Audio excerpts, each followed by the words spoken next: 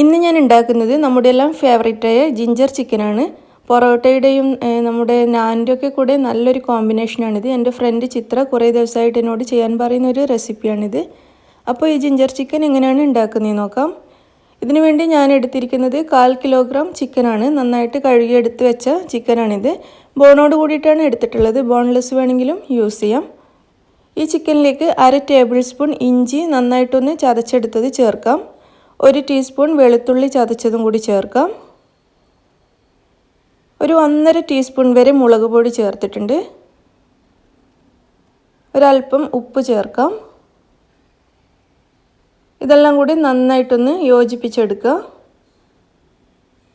നന്നായിട്ട് മിക്സ് ചെയ്തിട്ട് കുറഞ്ഞത് അരമണിക്കൂറെങ്കിലും ഇത് റെസ്റ്റ് ചെയ്യാൻ വെക്കണം.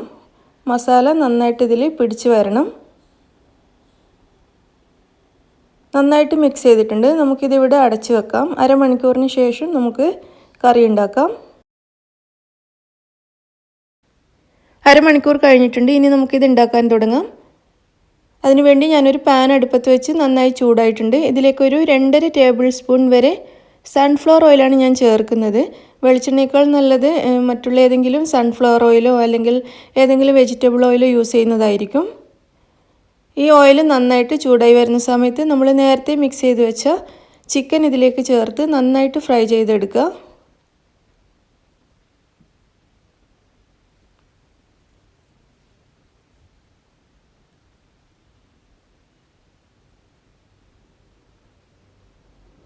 ഒരേപോലെ നന്നായിട്ടൊന്ന് നിരത്തി കൊടുക്കുക. എന്നിട്ട് ഒരു മീഡിയം ഫ്ലെയിമിൽ വെച്ചിട്ട് നമുക്കിത് ഫ്രൈ ചെയ്യാം.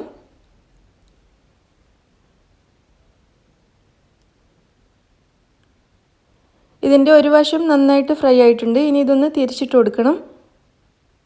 ചിക്കൻ ഇതിൽ കിടന്ന് നന്നായിട്ട് ഫ്രൈ ആവണം. നന്നായിട്ട് കുക്കാവുന്നത് വരെ ഫ്രൈ ചെയ്തെടുക്കുക. കാരണം നമ്മൾ പിന്നീട് ഇത് കൂടുതൽ സമയം കുക്ക് ചെയ്യുന്നില്ല. അതുകൊണ്ട് തന്നെ ഈ ഫ്രൈ ചെയ്യുന്ന സമയത്ത് തന്നെ മുഴുവനായിട്ട് ഇത് കുക്ക് ചെയ്തെടുക്കണം.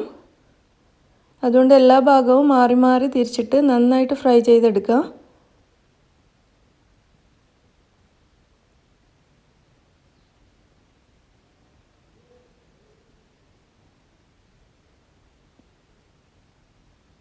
ഫ്രൈ ആവാത്ത ഭാഗം നോക്കിയിട്ട് ഇതുപോലെ തിരിച്ച് വെച്ച് കൊടുക്കുക. ചിക്കൻ നന്നായിട്ട് ഫ്രൈ ആയിട്ടുണ്ട്. ഇത് നമുക്കൊരു പ്ലേറ്റിലേക്ക് മാറ്റാം. ചിക്കൻ മുഴുവൻ പ്ലേറ്റിലേക്ക് മാറ്റിയിട്ടുണ്ട്. ഇനി ഈ എണ്ണയിൽ തന്നെ നമുക്ക് സവാള ചേർക്കാം. ഒരു സവാള ചെറുതായിട്ട് അരിഞ്ഞതാണ് ചേർത്തിട്ടുള്ളത്. സവാള നന്നായിട്ടൊന്ന് വഴറ്റിയെടുക്കുക.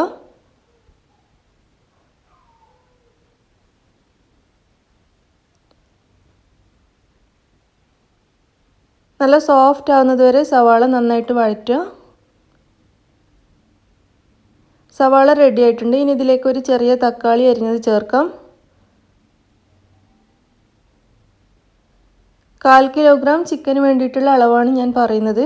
ഒരു ചെറിയ തക്കാളി മാത്രമേ എടുത്തിട്ടുള്ളൂ. തക്കാളി നന്നായിട്ടൊന്ന് മിക്സ് ചെയ്യുക. ഇതിലേക്ക് ആവശ്യത്തിനുള്ള ഉപ്പും ചേർത്ത് കൊടുക്കാം. ഉപ്പ് കൂടുതൽ ചേർക്കേണ്ട. നമ്മൾ സോയാ സോസ് ചേർക്കുന്നുണ്ട് ഇതിൽ. അപ്പോൾ അതിനനുസരിച്ചിട്ടുള്ള ഉപ്പ് ചേർത്താൽ മതി. സോയാ സോസിൽ കുറച്ച് ഉപ്പുണ്ടാവും. ഇനി നമുക്കിതിവിടെ അടച്ച് വെച്ച് ഒരു 5 മിനിറ്റ് ചെറിയ തീയിൽ വേവിക്കാം. തക്കാളി നന്നായിട്ടൊരു വെന്ത് സോഫ്റ്റായി വരണം. 5 മിനിറ്റിന് ശേഷം നമുക്കിത് തുറന്ന് നോക്കാം. തക്കാളി നന്നായിട്ട് വെന്തിട്ടുണ്ട്. നല്ല സോഫ്റ്റായി മാറിയിട്ടുണ്ട്. ഇത് നമുക്ക് ഈ സ്പൂൺ വെച്ചിട്ടൊന്ന് ഉടച്ചു കൊടുക്കാം.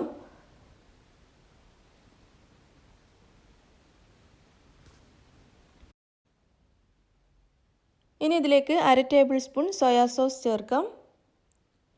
1/2 ടേബിൾ സ്പൂൺ ടൊമാറ്റോ കെച്ചപ്പ് ചേർക്കാം. അല്ലെങ്കിൽ ചില്ലി പേസ്റ്റ് ചേർത്തിട്ട് കുറച്ച് പഞ്ചസാര ആഡ് ചെയ്താലും മതി. ഞാൻ എളുപ്പത്തിന് വേണ്ടിയിട്ട് ടൊമാറ്റോ കെച്ചപ്പാണ് ചേർക്കുന്നത്. 1 ടീസ്പൂൺ വൈറ്റ് വിനീഗർ ചേർക്കാം, അതായത് സുർക്ക. ഇതൊക്കെ അല്പം ഫ്ലെയിം കൂട്ടി വെച്ചിട്ട് ചേർക്കുന്നതാണ് നല്ലത്. എങ്കിൽ സോസിന് നല്ലൊരു ടേസ്റ്റ് കിട്ടുള്ളൂ. അല്ലെങ്കിൽ സോസിൻ്റെ ഒരു വല്ലാത്ത ടേസ്റ്റ് ആയിരിക്കും. അല്പം ഫ്ലെയിം കൂട്ടി വെച്ചിട്ട് ചേർത്തതിന് ശേഷം പെട്ടെന്ന് തന്നെ നന്നായിട്ട് ഇതുപോലെ ഇളക്കി യോജിപ്പിക്കുക. ഇനി ഇതിലേക്ക് 2 ടേബിൾ സ്പൂൺ ചൂടുവെള്ളം ചേർക്കാം. വെള്ളം കൂടി ചേർത്ത് വീണ്ടും നന്നായിട്ട് മിക്സ് ചെയ്യുക. ഇതിലേക്ക് ഫ്രൈ ചെയ്ത് വെച്ച ചിക്കൻ ചേർത്ത് നന്നായിട്ടൊന്ന് വഴറ്റിയെടുക്കുക. ചിക്കനും ഇതിലുള്ള മസാലയൊക്കെ കൂടി നന്നായിട്ട് മിക്സായി വരണം.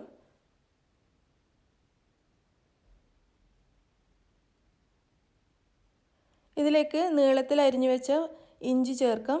ഏകദേശം ഒരു 3/4 ടേബിൾ സ്പൂൺ വരെ ഞാൻ ചേർത്തിട്ടുള്ളൂ. 1 ടേബിൾ സ്പൂൺ അല്ലെങ്കിൽ 1.5 ടേബിൾ സ്പൂൺ വരെയൊക്കെ ചേർക്കാം. നിങ്ങൾക്ക് ഇഞ്ചിയുടെ രുചി കൂടുതൽ ആവശ്യമാണെങ്കിൽ കൂടുതൽ ചേർക്കാവുന്നതാണ്. ഇഞ്ചി ചേർത്ത് നന്നായിട്ടൊന്ന് വഴറ്റിയെടുക്കുക.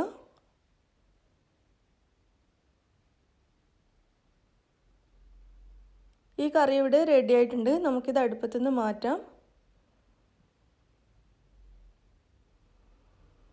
എന്നിട്ടിത് പ്ലേറ്റിലേക്ക് നമുക്ക് മാറ്റാം.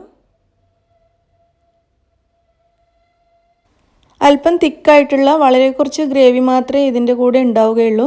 അതുകൊണ്ട് തന്നെ ചോറിൻ്റെ കൂടെ നമുക്കിത് മാത്രമായിട്ട് കഴിക്കാൻ പറ്റില്ല. അതേസമയം പൊറോട്ട, നാൻ, പൂരി ഇതിനൊക്കെ പറ്റിയിട്ടുള്ള നല്ലൊരു കറിയാണ്. ഞാൻ ഇതിൻ്റെ മുകളിൽ അല്പം ഇഞ്ചി കട്ട് ചെയ്തതും അതുപോലെ പച്ചമുളക് അരിഞ്ഞതും കൂടി വെച്ച് കൊടുക്കുന്നുണ്ട്. വെറുതെ ഒരു ഭംഗിക്ക് വെക്കുന്നതാണ്. നിങ്ങൾക്ക് വേണമെങ്കിൽ സ്പ്രിംഗ് ഓണിയനൊക്കെ കട്ട് ചെയ്തിട്ട് വെക്കാം. അങ്ങനെ നമ്മുടെ ജിഞ്ചർ ചിക്കൻ ഇവിടെ റെഡി ആയിട്ടുണ്ട്. നല്ല ടേസ്റ്റാണ് ഈ കറി കഴിക്കാൻ. പിന്നെ നിങ്ങൾക്ക് ഇഞ്ചിയുടെ ഫ്ലേവർ നല്ലോണം വേണമെന്നുണ്ടെങ്കിൽ നമ്മൾ ആദ്യം ചിക്കനിൽ മസാല പുരട്ടുന്ന സമയത്ത് 1/2 ടേബിൾ സ്പൂൺ ഇഞ്ചി ചേർത്തല്ലോ. അപ്പോൾ അതിന് പകരം ഒരു 3/4 ടേബിൾ സ്പൂൺ അല്ലെങ്കിൽ 1 ടേബിൾ സ്പൂൺ ചേർക്കുകയാണെങ്കിൽ നല്ല ഫ്ലേവർ കിട്ടും. അപ്പോൾ കൂടുതൽ ഇഞ്ചിയുടെ ഫ്ലേവർ എനിക്ക് ഇഷ്ടമല്ലാത്തതുകൊണ്ട് ഞാൻ 1/2 ടേബിൾ സ്പൂൺ മാത്രമേ ചേർത്തിട്ടുള്ളൂ. അത് നിങ്ങളുടെ ഇഷ്ടത്തിനനുസരിച്ച് തീരുമാനിക്കുക. അപ്പോൾ നിങ്ങൾക്കെല്ലാവർക്കും ഈ ജിഞ്ചർ ചിക്കൻ ഇഷ്ടമായി എന്ന് വിചാരിക്കുന്നു. ഇഷ്ടമായിട്ടുണ്ടെങ്കിൽ ലൈക്ക് ചെയ്യാനും ഷെയർ ചെയ്യാനും മറക്കരുത്. നിങ്ങളുടെ അഭിപ്രായങ്ങൾ അറിയിക്കുക. താങ്ക്